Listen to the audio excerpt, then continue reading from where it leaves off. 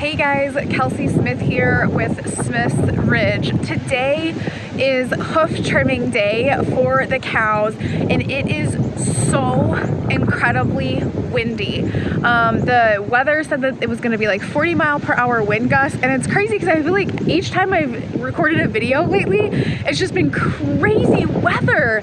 And I have opinions on that, but I'm not going to get into that in this video. So I just thought I would share with you some clips from the cows getting their hooves trimmed today. It is very important for a cow to get their hooves trimmed.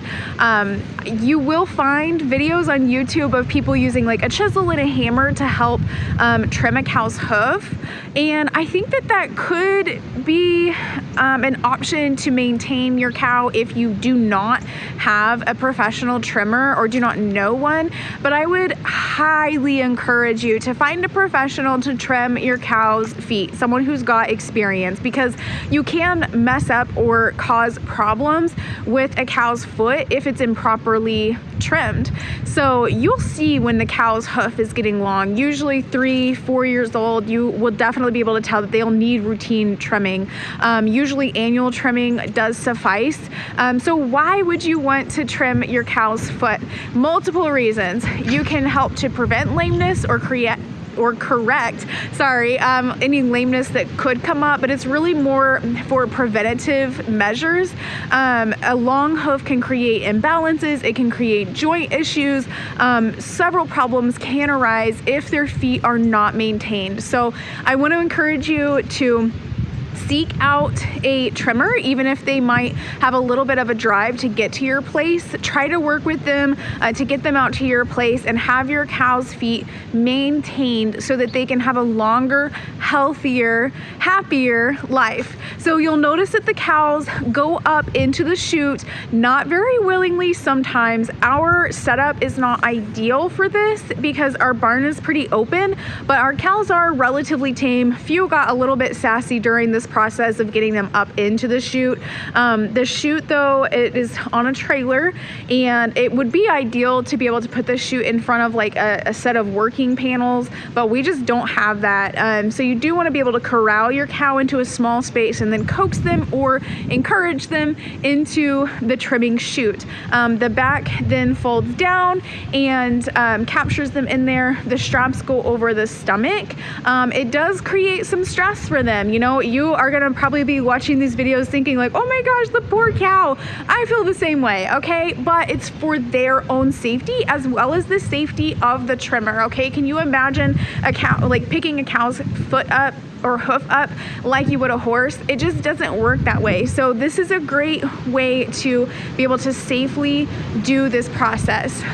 Further, when you're thinking about maintaining your cow's feet, you should also notice that he is trimming on they clean the bottom of the foot, they are trimming the toes of the foot, and he's really paying attention to how symmetrical it is and the balance of the foot. Also observing any, he noticed a joint issue on one of our girls and or swollen kind of tissue area. And so it is important during this process to also be observant. So Daryl Brooks was our trimmer, and he did an excellent job helping with getting the cows corralled and trying to keep them calm by making this process just nice and smooth and quick for them. Don't draw it out, right? But notice how he is maintaining the bottom of their foot as well. This is important. So if you watch other YouTube videos about people maintaining their cows at home, granted, this may be the only option for them, but notice how in those videos, you won't see them working on the bottom of the foot. And that's also a very important part of overall hoof health. Being able to see the bottom of the foot is very, very helpful in being able to notice any type of issues that can arise.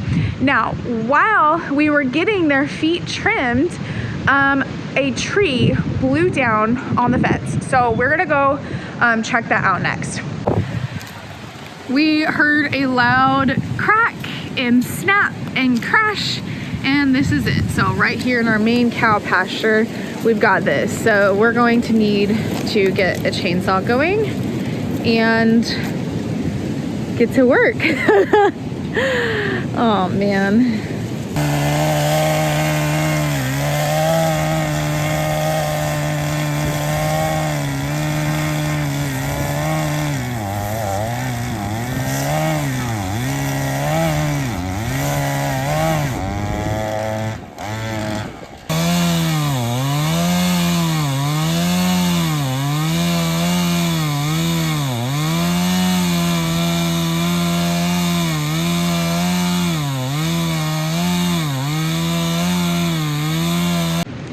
Oh man, of course that would happen when my husband isn't here, but my oldest son turns 14 next week, and I have to say I was really proud of him for getting that going. I actually kind of feel like crying because he's like a big boy. But we were able to get it off the fence, and now we're gonna get some clips. We're not gonna be able to re-stretch it probably today, but we can at least get it to where the cows won't get out.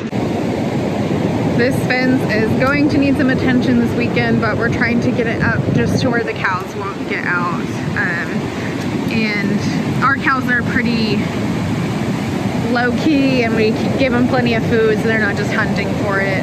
So they should be fine, but we're gonna try to get it back up. And then it did snap the top wire, so that's gonna need a splice.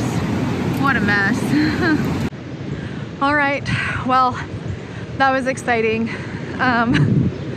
Or eventful. I don't know. I don't have words. I'm so windblown right now. All right, so that's hoof trimming for cows and